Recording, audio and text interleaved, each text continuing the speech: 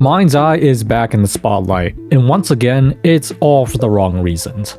MindsEye, for those of you who don't remember, was a AAA game that was released back in June 10th, 2025, as the first game from Build the Rocket Boy. Yes, that's the actual studio name. It's kind of like GTA mixed with a little bit of cyberpunk, and it's even directed by a Rockstar North president who was also the studio CEO. MindsEye is also supposed to be a proof of concept for Everywhere, which is a game creation tool that Build the Rocket Boy is working on. It's going to be similar to Roblox or Fortnite and all the user-created experiences you can find on those platforms. There was some massive hype surrounding MindsEye, but there were a couple of warning signs. All of the trailers were cinematics with small snippets of gameplay, which is never really a good sign. But even worse was when days up to release, 2 senior executives left the studio, and the studio itself did not give out review copies to media outlets. Those are signs of a game studio that is just not confident in their game, and they were right to feel that way. The launch of MindsEye was a complete disaster. It was just a buggy and unoptimized mess that gave Cyberpunk 2077's launch a run for its money.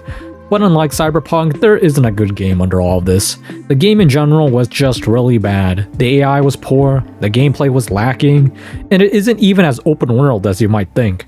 While they did make an open world map, you couldn't really explore it and the world itself was just boring and lifeless. It's again another open world that's big for really no reason at all. Instead of like GTA and Cyberpunk's gameplay where there's free roam between missions, MindsEye takes place almost entirely within missions, and those missions themselves were just incredibly dated and repetitive. It's like the older GTA games where most of the missions were drive to this location, shoot this guy, and then you're done. MindsEye did feature a system as part of Everywhere for players to add in user-generated content, which the studio compared to custom Minecraft servers.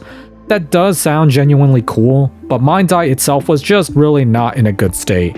And again, this was a AAA game that was charging $60, so MindsEye was just an extraordinarily hard sell for people. MindsEye ended up being a financial disaster for Build the Rocket Boy, and there were mass layoffs soon after so that the studio can remain afloat. It would then come out that there was studio mismanagement and even a toxic and abusive workplace during MindsEye's development, which isn't too surprising unfortunately, it shows in the final product. By all metrics, MindsEye was a failure. It was universally panned and it clearly did not sell well. But the CEOs of Build a Rocket Boy were undeterred and promised that there would be a relaunch, and that they would improve the game kind of like CD Projekt Red did with Cyberpunk 2077.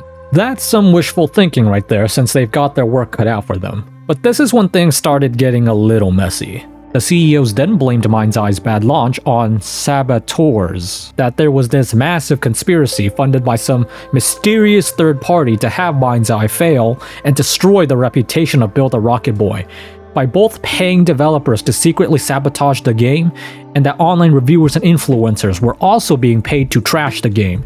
This mentality is so prevalent nowadays, that it's other people's fault for not enjoying your work, that you're being misunderstood, or that you're being sabotaged. Give me a break, man.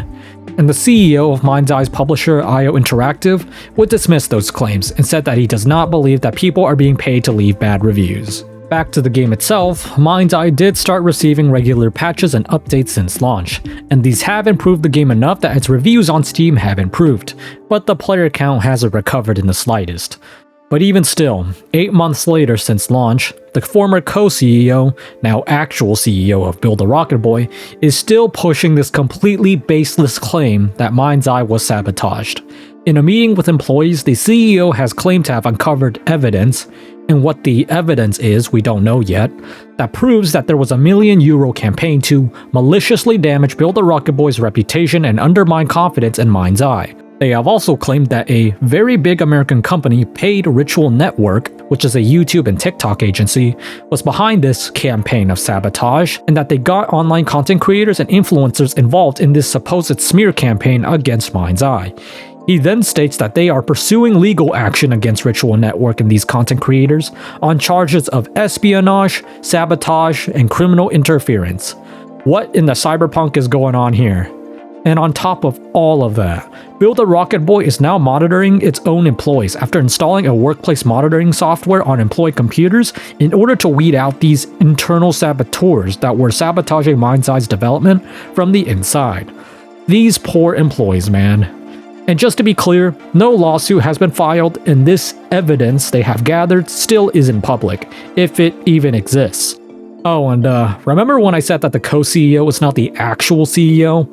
What happened to the first one? Well, the original CEO stepped down after being named in the Epstein files. He denied the allegations and then went on to threaten a YouTuber with a cease and desist notice. Through Discord, of all things. MindsEye sure is a disaster magnet, huh? At this point, I don't see a real future for MindsEye in Build the Rocket Boy. The game still isn't very good after all this time.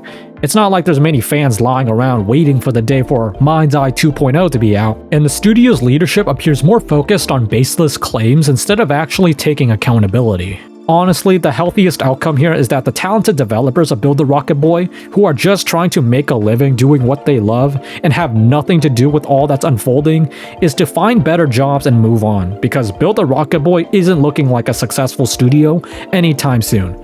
A toxic culture, employee surveillance, and leadership that refuses to take accountability for their failings? That doesn't look like great job security to me. But I would love to hear what you guys think in the comments down below. Thank you for watching. If you learned anything, please like and subscribe, and I'll see you all next time.